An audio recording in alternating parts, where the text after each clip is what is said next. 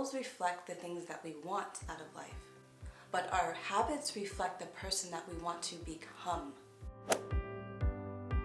Hello beautiful souls. Today I'm going to talk to you guys about how I leveled up my life, how I went from being that girl from being the woman that I am today. These tips are going to help you level up your life through small daily habits. So take time to reflect on the habits that you have to produce change.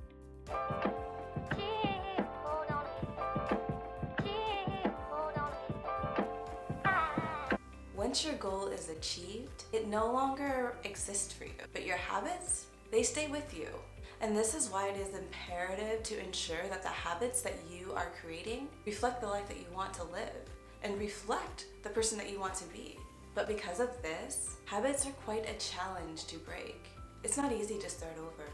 It's not easy to develop new habits. And so to detach ourselves from who we see ourselves as and as who we are becomes a challenge. I went from being someone in high school and middle school and grade school, all of that was crazy, that didn't really care about her grades.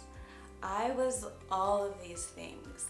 I was nominated as class clown, but I am now a person who just graduated college with a 3.9 GPA, and I'm now going to be starting grad school next month. I have truly transformed the way that I see myself and the habits that I have developed over the years. And I want to share those with you because I know if those habits transform my life, that they can also transform others. There's one step on here that is more impactful than the others, at least when it came for me transforming my life. So make sure you stay tuned and watch to ensure that you have got all that you can out of this video. Now, let's get into the first step that I did to transform my life, to become the person that I am today. The first thing that I did was I wrote down the person that I wanted to be. The difference in the habits that I created happened through writing things down, writing down who I wanted to be and how I was going to be that person. For example, if I was frustrated or saw myself in a frustrating situation, I would say to myself, anytime I find myself in a frustrating situation, anytime I find myself angry, irritated with other people, I am first going to take 3 deep breaths. Found that when I made actionable steps for myself that were achievable, it was more likely for me to actually do it rather than make excuses for why I have to continue on doing the same habits and be the same person that I used to be. Comes to writing things down, it helps you to remember. It's like, oh yeah, I told myself today I was going to be this person. Not just saying I'm going to be this person, not just writing down I'm going to be this person, but making actionable steps to be the person that you want to be and really thinking about the scenarios that you have within your life. When do things come up that you don't like being that person? Maybe you don't like the person that you become when you're around your family. So you think about that. When I'm with my family, I'm going to take some more time to figure out what is it that I don't enjoy about them, or figuring out what is it that I really do enjoy about my family and just focusing on that. If I didn't follow this step, my life would not be where it is today. It's like me trying to get to a new state without a roadmap, without ever being there before, right? Because that's what we are trying to do. We are trying to become a person that we've never before. And I find it so much easier to get to where I want to go when I have a clear direction. What is it that I want to be? How am I going to actually get there?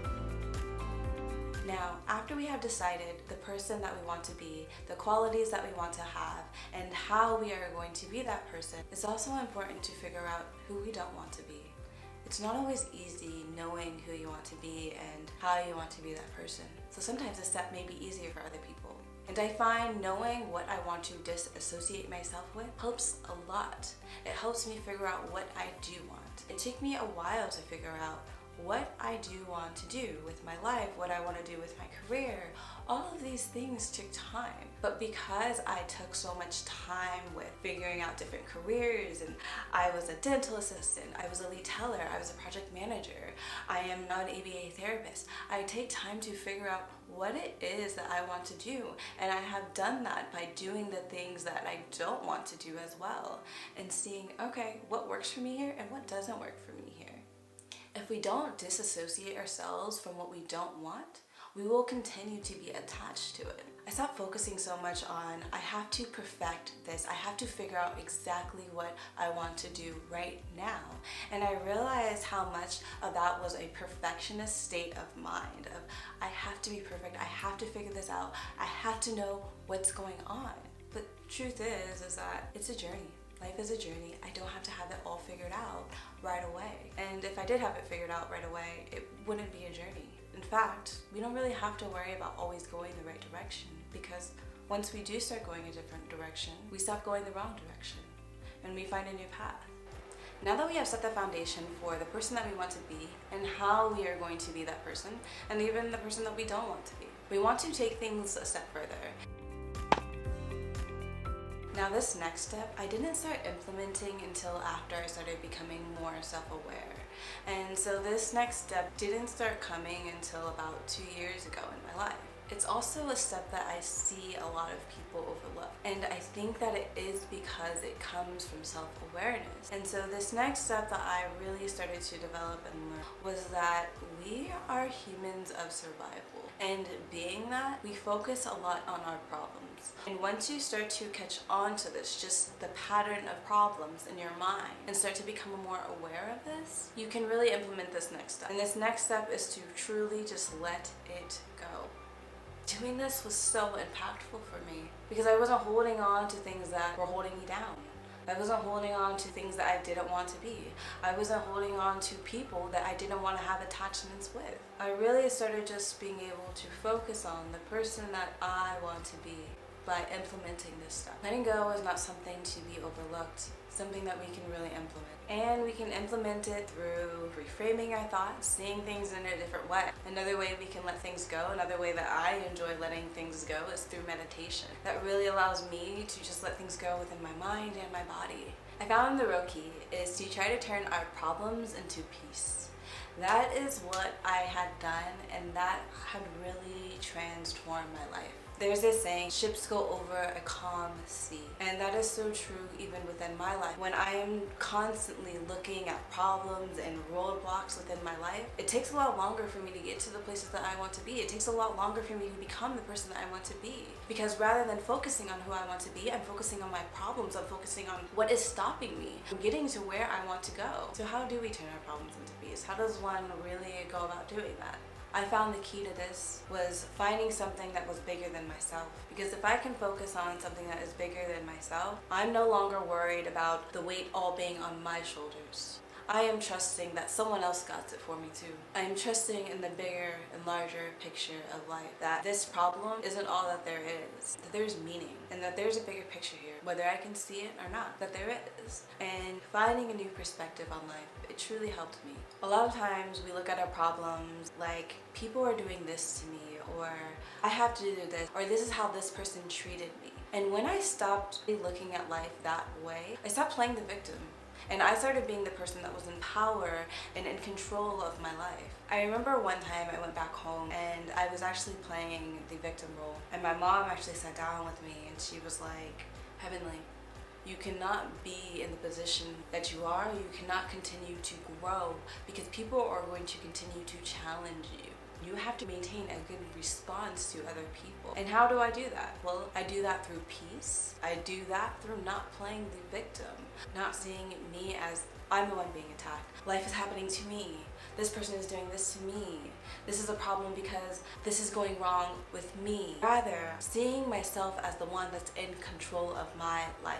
And when I become the one that gets to write my own script, when I become the one that gets to determine my own actions, I'm no longer having to hold other people accountable for the person that I want to be. I get to become that person without the roadblocks, without the disturbances of problems, because I'm just focused on my own peace. Now this next step was very impactful for me. It was a game changer for me, really. And it took me a while to implement, but once I did, I started to see change very quickly within myself. And this is what I did. If I had a problem, or if there was something going on that I didn't want to do, or whatever it was in my life, instead of focusing on how it will make me feel, I focused on how it will make me feel about myself. Now, let me break this down for you guys. Let's say you have a big work project, and you know you got a lot of things that you need to do. Your boss is relying on you, but you also have the Real Housewives of Atlanta on tonight, or whatever it is. So if we just focus on how you will feel, well, while you're watching the Real Housewives, you're gonna be feeling relaxed, you're gonna be feeling cozy, feeling good. But let's think about the next morning when you have a project to deliver to your team, to your boss, and it is not completed. But if you were to get that done, if you were to challenge yourself in that time where you thought you couldn't do something and then you did it anyway, how would that make you feel about yourself? So I stopped focusing on just how I'm feeling. Well, I feel like just chilling right now. Oh, I feel like just telling this person exactly how I feel about them. Well, at the end of the day, how is that going to make me feel about myself? Not just focusing on the present moment or how I'm feeling right now, but looking at who I am as a being, looking at what's most important to me. Because sometimes our feelings can just act in a way that we actually don't want to act. Now this next step was something that I had to continuously relearn. It's something that people kept reminding me of, that I kept hearing in books and audios, whatever it was, but I kept overlooking it. But once I started doing it, I was like, I got it, I get it, okay, I'm on it, and I'm seeing the transformation. Next step is to really focus on every little thing that you're doing, to not miss the small things, to not overlook them, and see, oh, this isn't a big deal. But it's truly the small things that add up that make the big picture. And so if we continuously just let the small thoughts go, what happens? They spiral and they continue to go, and we think, oh, this is just gonna be a small thought, this is just a small habit. But they trickle down and they continue to flow.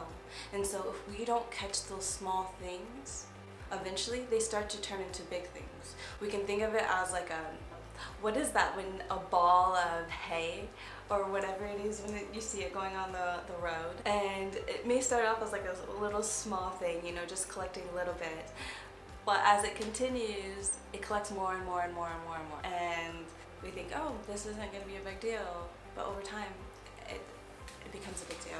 It starts to add up for ourselves. So it's trying to catch those small things when they are small. We know this in the physical world, right? We get this. We can think about putting too much salt in something that isn't meant to be salt. Maybe you're trying to put salt in someone's birthday cake. Salt in, just put a little bit.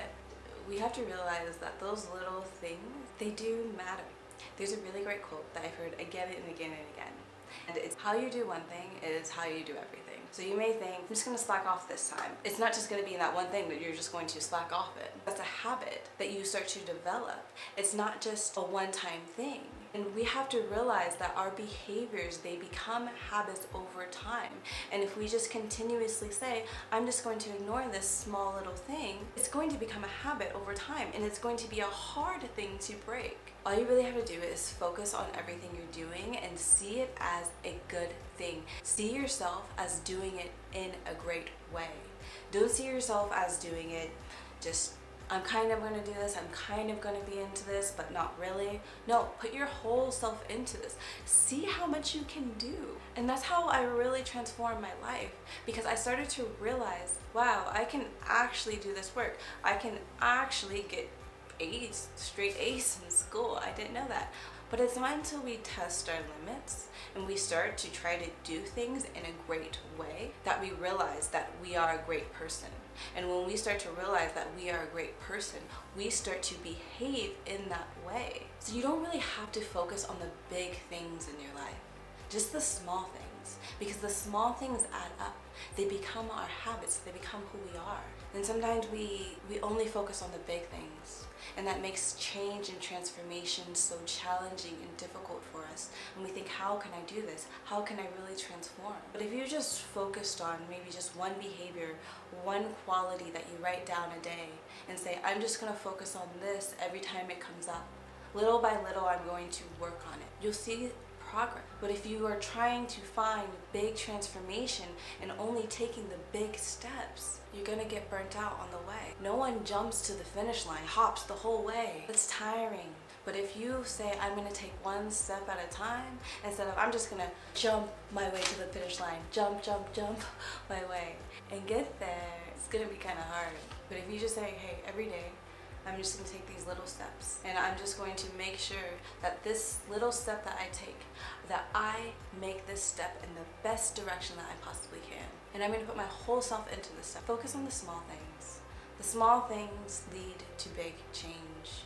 Greatness is found in the details. It's found in the little things that people do. And we can even think about this with successful people. It would be very obvious to know how people are a success if it was only found in the big thing. But it's found in the little behaviors that people have, which makes it harder for people to catch on to the little things. If you focus on, oh my gosh, this person always has these big jobs, these amazing jobs, but you never focus on the small behaviors that they implement every day, the small habits that they have, you're gonna miss the big picture.